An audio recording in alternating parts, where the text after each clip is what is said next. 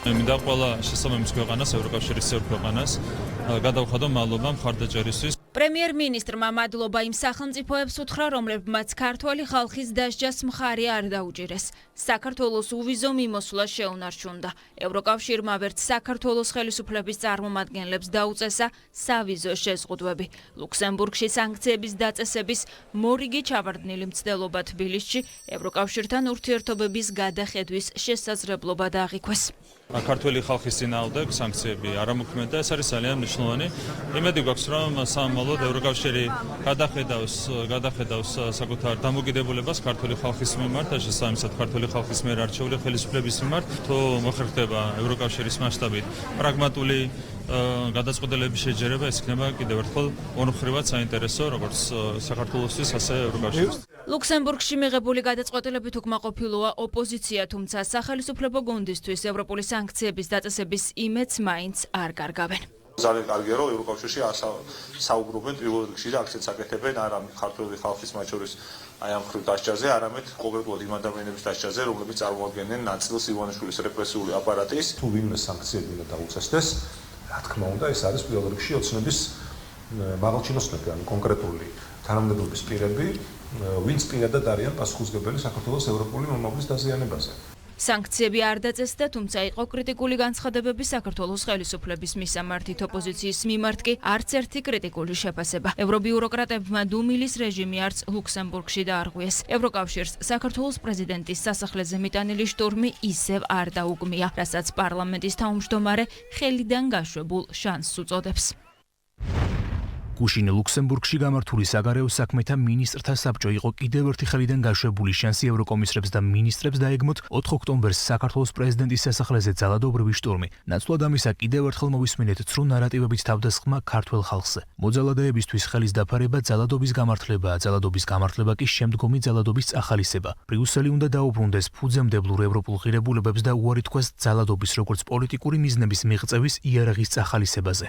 დღის ბოლოს პირველი კანონმდებელი მარტაკოსის განცხადებასაც გამოეხმაურა და ქართველი ხალხის სახელით საუბარი დაუწუნა. უთხრა, რომ 4 ოქტომბერს ქართველი ხალხის უმრავლესობა არა ქუჩაში, არამედ საარჩევნო უბნებთან იდგა. როდესაც ევროკავშირის ქვეყნების საგარეო მინისტრების ბოლო შეხვედრაზე ზოგიერთი საგარეო მინისტრი და ევროკავშირის გაფართოების კომისარი ქართველი ხალხის ნებას ახსენებს, როგორც ჩანს, მათ ქართველების უმრავლესობა სულაც არ ხავთ მხედველობაში. როგორც ჩანს, ისინი გულისხმობენ იმ რამდენიმე უცხოეთიდან დაფინანსებულ NGO-შნიკს, მარგინალიზებული პოლიტიკური პარტიების წარმომადგენლებსა და მათ მომსახურე პროპაგანდისტებს, რომლებიც დიდი ხანია თავს ესხმიან საქართველოს მთავრობას ევროპის, დემოკრატიისა და დასავლეთის სახელით. იმავდროულად ისინი თავდასხმისთვის იყენებენ ყველაზე არაევროპულ, არადემოკრატიულ და არადასავლურ საშუალებებს, ძალადობას, დამხობას, ზისხსა და პოლიტიკურ პოლარიზაციას. მთელი ცინიზმი იმაშია, რომ ეს ადამიანები, რომელთა პოლიტიკური მიზნები მათი დამფინანსებლების მიზნებს ემთხვევა, რაც ბუნებრივია, ზოგიერთი ევროპელი ოფიციალური პირებისა და ბიუროკრატების მიერ ქართველ ხალხად არიან დანიშნული. მაგრამ ქართველი ხალხისთვის ისინი არიან ის, რასაც სინამდვილეში წარმოადგენენ მარგინალიზებული რადიკალური ჯგუფები, რომლებიც პოლარიზაციასა და ზიზღს აღვივებენ შიდა პოლიტიკაში. ქართველი ხალხის ნების ამგვარი მისაკუთრება საქართველოს სუვერენიტეტის უხეში დარღვევითა და ევროპის სახელით უკეთეს შემთხვევაში ფარისევლობაა, ხოლო უარის შემთხვევაში სახელმწიფოს გაუქმება. ის, რომ ზოგიერთი ევროპელი ოფიციალური პირი ხალხის ნების უარყოფის მავნე პრაქტიკას მიმართავს და სანაცვლოდ უცხოეთიდან დაფინანსებულ ერთმუჭა პოლიტიკოსებსა და აქტივისტებს ეყრდნობა, უფრო მეძღვეუბნება ევროკავშირის პოლიტიკის საგანგაშო ვითარებაზე, ვიდრე საქართველოს მთავრობაზე.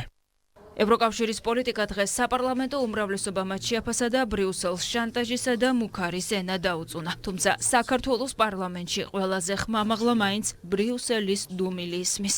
ისევის დუმილი, რომელიც ძალიან ხმამაღალი სიტყვაა და ძალიან ხმამაღალი კომენტარია და ძალიან ხმამაღალი დამოკიდებულებაა იმ წახალისების მიმართ, რომელ წახალისებასაც სამწუხაროდ ხედავთ ჩვენ დღევანდელი ბრიუსელისგან და ევროკავშირის ლიდერებისგან. ვიზა ლიბერალიზაციის შეჩერება არ შეჩერების თემა ეს არის პირდაპირ მათ ხელში რაღაც შანტაჟის იარაღი, ხოლო შანტაჟის ენა სამწუხაროდ არა მხოლოდ ჩვენ ქვეყანასთან მიმართებით დღეს ბრიუსელის დღის წესრიგად არის ქცეული. არ მოგვისმენია არანაირი დაგმობა იმ ძალადობრივი ქმედებების და ქვეყნის დამხობის ცდელობის, რომელიც 4 ოქტომბერს ვითარდებოდა და ევრობიუროკრატებს მეტი პასუხისმგებლობა მართებთ იქიდან გამომდინარე, რომ ეს წახალისებული იყო მათი ოფიციალური პირისგან, მათი პრესპიკერი გამოვიდა რამდენიმე დღით ადრე და პირდაპირ სოლიდარობა მოუცხადა დამხობის აქციას. საქართველოს საკითხი ევროკავშირის წევრი ქვეყნების საგარეო საქმეთა მინისტრებმა გუშინ ლუქსემბურგში განიხილეს, თუმცა სანქციებზე ვერ შეთანხმდნენ. კაია კალასმა თქვა, რომ საკითხს წლის ბოლოს დაუბრუნდებიან.